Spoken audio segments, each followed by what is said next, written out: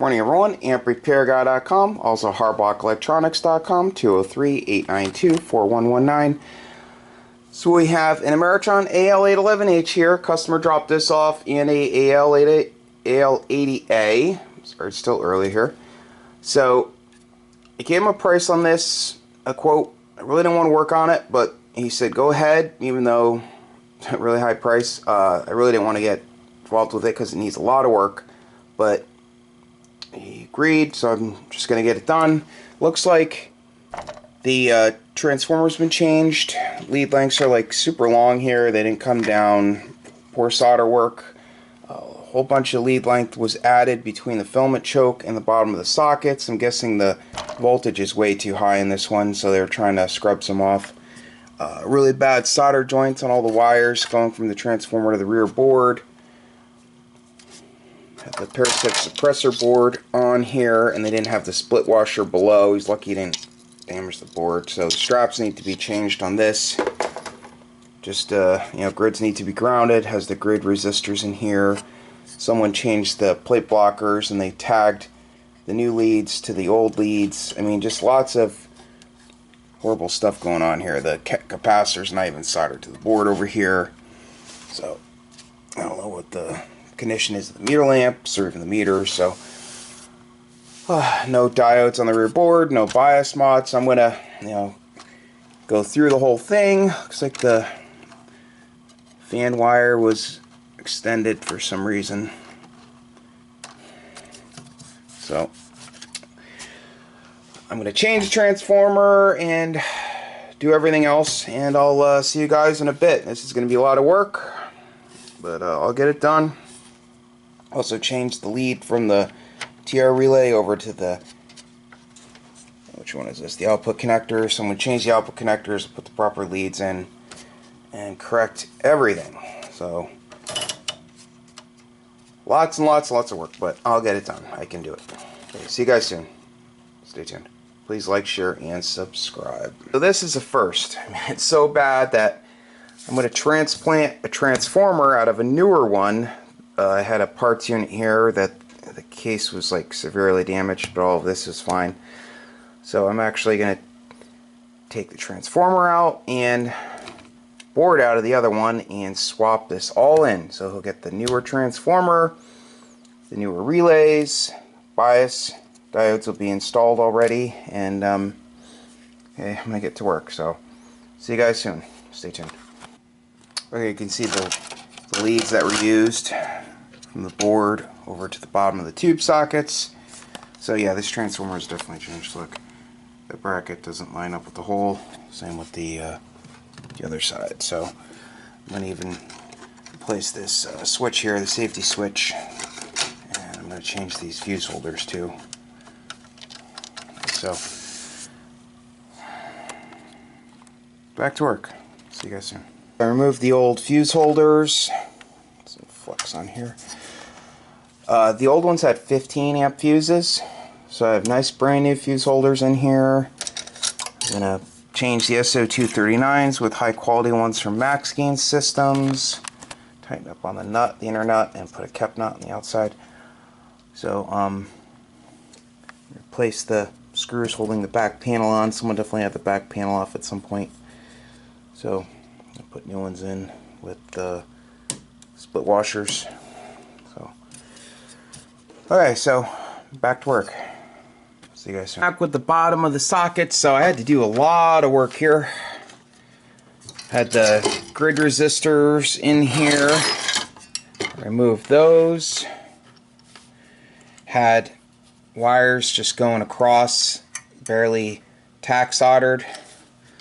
Got rid of as much of this carbon as I could. It won't affect anything. It's from tube flashing at some point. This guy had multiple failures. This one flashed over here where the resistor was, blew apart.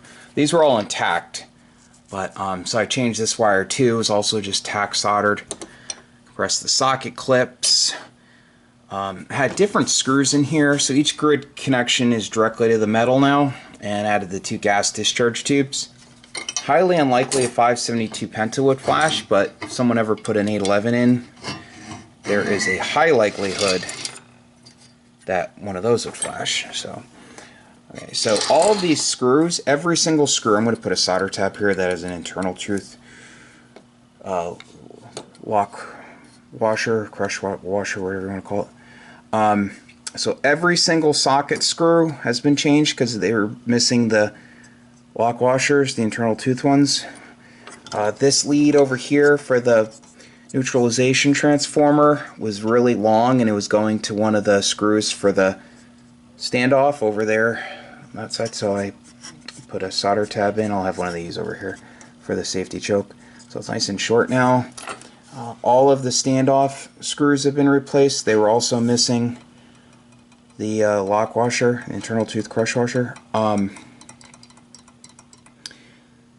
The screws that were used for the sockets were actually shorter, so I couldn't reuse the screws anyway. So put a longer screw in for the plate choke.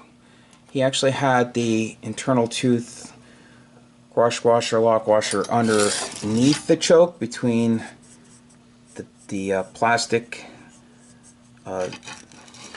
piece here, circle, and the base of the ceramic. So yeah, so I'm gonna get back to work and I'll see you guys soon. I started really early and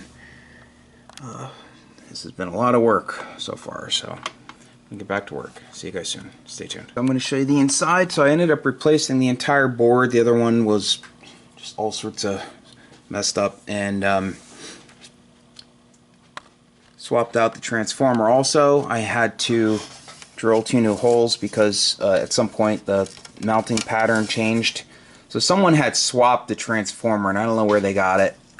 Must have had some crazy voltage coming off the secondary for the filament, and I just, instead of going through all that mess, I just put a known stock one, good stock one in here. When I fix amps, I want it done right, one and done. So I got the brand new SO239s from Max Gain Systems. The leads coming off this board, I restripped them and ran all the wires over to the front. Everything's all soldered nice and zip tied. Tighten this connection here. So also resecured the new interlock switch. Got the brand new fuse holders. Everything's nice. I don't know if I said it before, but this had 15 amp fuses in it, so I'm going to put the proper fuses in. Okay, so I'm going to get back to work. See you guys soon. Okay, so I'm back with the completed Ameritron Al811h. This thing was a lot of work. The customer really wanted it fixed. I have his other amp here too, so I got it fixed. And oh man, it was like an all day yesterday thing. Now I have to go get some printer paper, and after I do the video, get some printer paper and do hardbox kits and get some other work done. So I'm going to show it working really quick. Got it up on 10 meters. Checked all the other bands. Okay, so radio set to roughly, I don't know, 80 watts, 80 or 90 watts or so.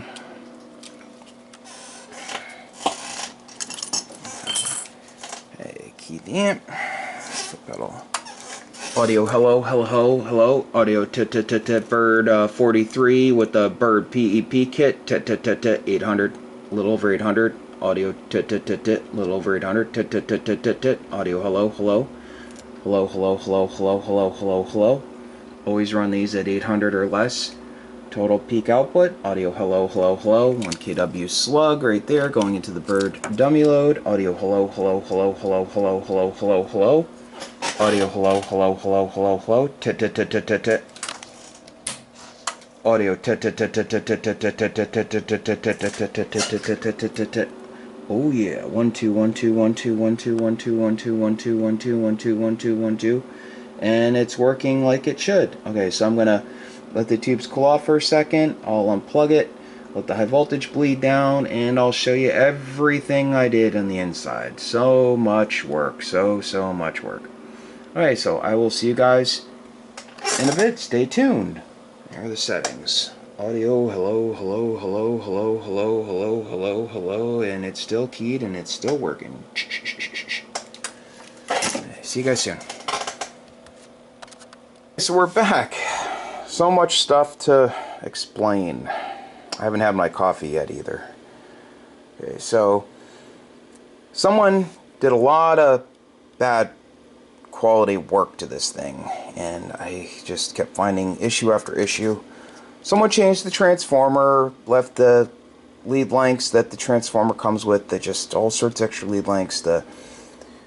They didn't re-drill the 2 holes for the different mounting pattern, so it was only supported by 2 of the brackets. So I took that, it's gone. So I didn't want to mess around with that. So I'm guessing the filament secondary was way too high because they had all sorts of extra lead lengths. So I just didn't want to mess with it. I didn't want to waste time. I had another board. The other board was badly hacked up. So I put this in. I had to add the 2 caps for the 10-meter coil, and the slug was missing. So I don't know what was up with that, but I guess that's quality control thing from Ameritron when I got the board. So okay, so changed the safety switch, I changed the fuse holders, I changed the fan because the fan was making all sorts of noise, changed the straps on the parasitic board, I added the split washer underneath, I changed the plate blocking caps, I changed the, I've only had to do this is the second time ever having to do it, but I changed the neutralization transformer because they're like really hot and the insulation was like melted, so didn't want to mess around with that, so I changed that. I changed the single conductor wire. I had another piece of coax already made, so I put a piece of coax in for the output between the load cap and the output connector. Changed the SO239s over to high quality ones from Max Gain Systems. Great people over there. This got a brand new set of Penta Lab tubes. Awesome people. So I put a longer screw in the top of the plate choke, longer screw in the bottom plate choke.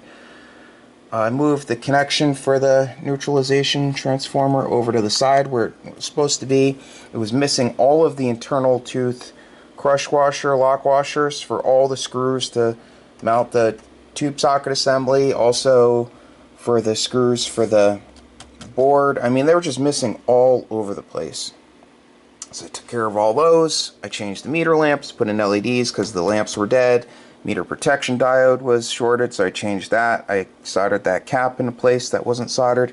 I changed the mica caps over to the larger style, had the little tiny ones in there. They would have failed. Gosh, just so much. Shorten the lead lengths for the safety choke.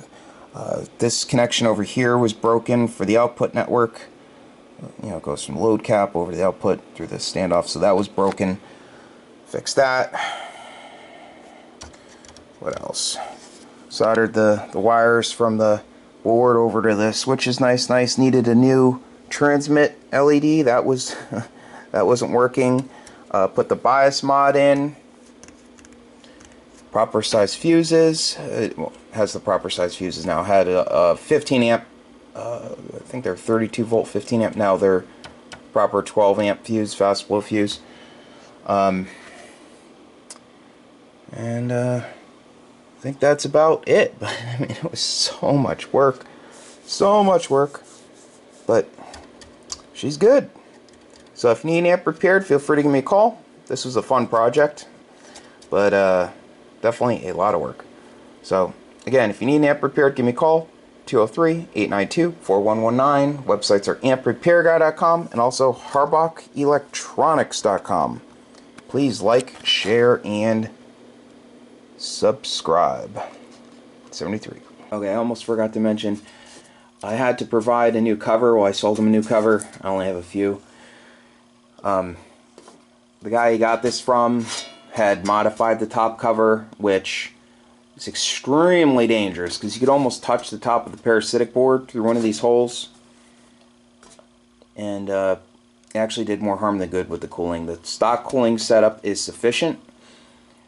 Amp's rated for what it's rated for, and as long as you abide by those ratings, you should be good. So don't do things like this, please, especially since it's so dangerous. And I've seen people put a fan on the side also. Don't do that. Just run it within its specs. Make sure the ambient temp is proper, within what it should be, and then don't block the side opening or the fan on the back. Okay, so that's about it. Okay, so I'm going to post the video, and I'll catch you all later. Have a great day. Thanks for watching. Please like, share, and subscribe. Just forgot to mention something. On the older ones, they have the SO239s marked in the opposite configuration. So out is on the bottom, in is on the top. So I had to install new wires because the ones coming off the board weren't long enough to crisscross them. So just take note of that. I went through the board and soldered each lead on both sides of the board. So they changed it up, I guess, when they went from the open frame over to these cube type relays. So if you ever put a newer board in an older one like this, you have two options. You can lengthen the leads, or you can mark, you can remove the labeling and then remark it. I wanted to make it look nice in the back. I didn't want to have to use a Sharpie to mark in and out. Okay, so that's it. Have a great day.